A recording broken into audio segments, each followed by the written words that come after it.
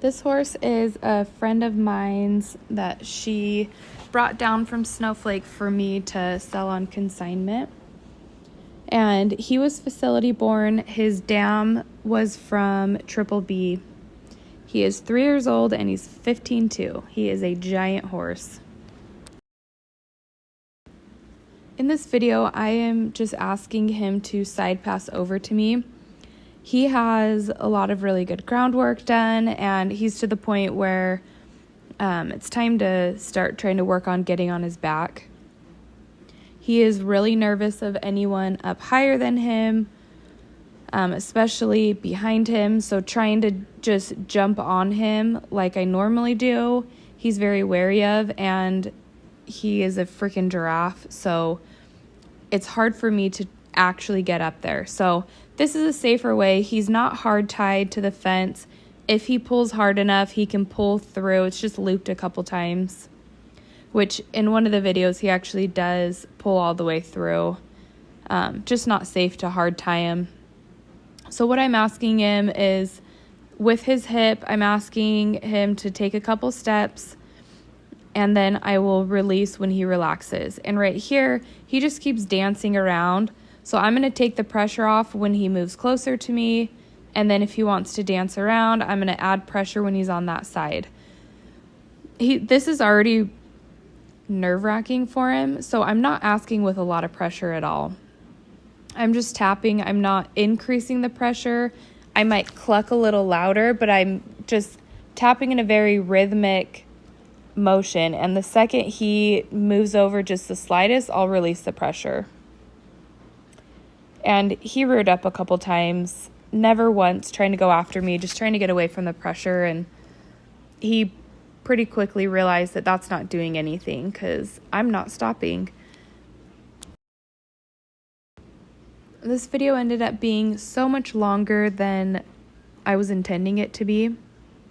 But it's just a lot of good raw footage that I didn't really want to take anything out.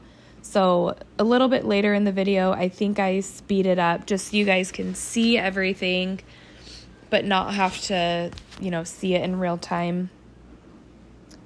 So I'll just ask him a million times to move over. And I, like I said before, just want him to take a step with that back end. When he moves over, right off the bat, he moves over with his front end too. So I'm okay with that in the beginning. This was the first time that he actually moved his back end to me and presented his side to me. And that just freaked him out. So he tried rearing up again. He moved his butt over just slightest little bit. So I wanted to make sure I gave him a really good reward. So he knew exactly what I was looking for in the answer to give me.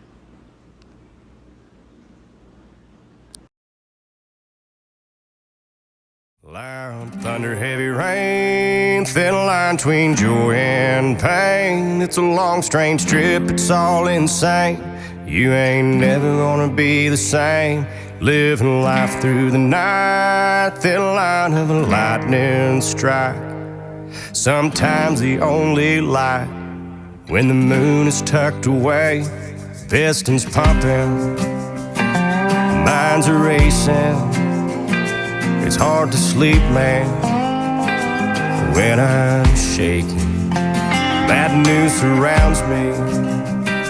It's always found me creeping up when things are good. Yeah, the dark days find a way. Loud thunder, heavy rain, thin line between joy and pain. It's a long, strange trip, it's all insane. You ain't never gonna be the same. Living life through the night, thin line of a lightning strike. Sometimes the only light when the moon is Right here is the first time that he actually gave me his full side, even though he stood there for only half a second. I know it's sped up, but he really did only stand there for like half a second. And then he moved right away. I did want to make sure that I rewarded that because he was starting to get more comfortable and starting to figure out that he needs to be all the way up against the fence. So right here, I do end up getting after him really hard. I didn't quite have a good hold onto the rope to hang on to him, and he had kind of already committed to going all the way back, so probably wouldn't have been safe to try and hold on to him anyways. But I wanted to make sure that I got after him pretty hard, because I don't want that to be a habit, for him to think that he can just rip right out of my hands and that's okay. So I wanted to make him run, breathe heavy, make it uncomfortable. And that was kind of the turning point where he started to figure it out a lot better.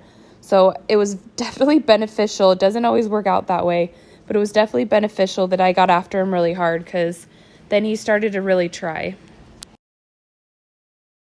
The camera captures all the things that make us turn from what we see.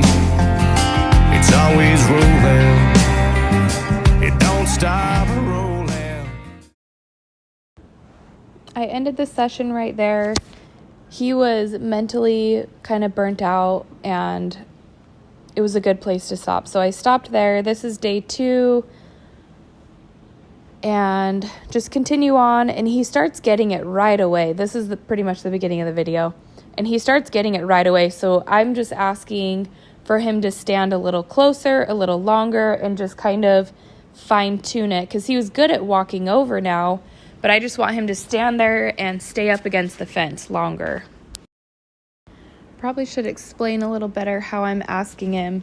So I'm just putting my stick on the other side of his hip and clucking to ask him to get over, and then if he doesn't move, then I'll start tapping him. And just keep all the cues calm, quiet, and very rhythmic. I don't increase pressure or cluck louder or anything like that.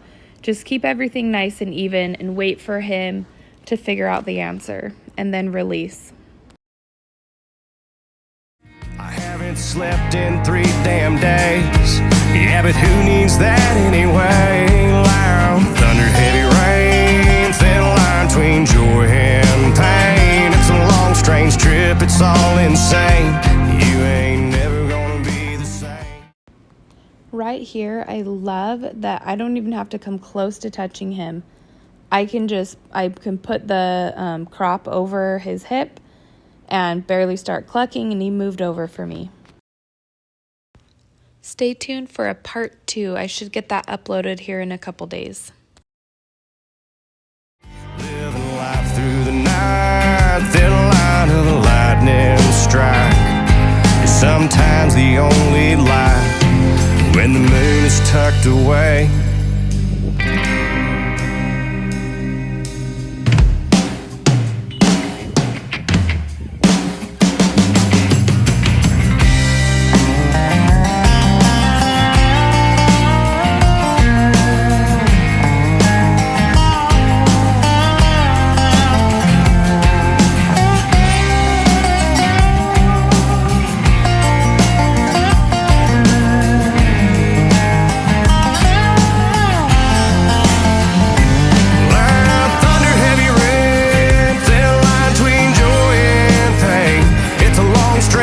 It's all insane. You ain't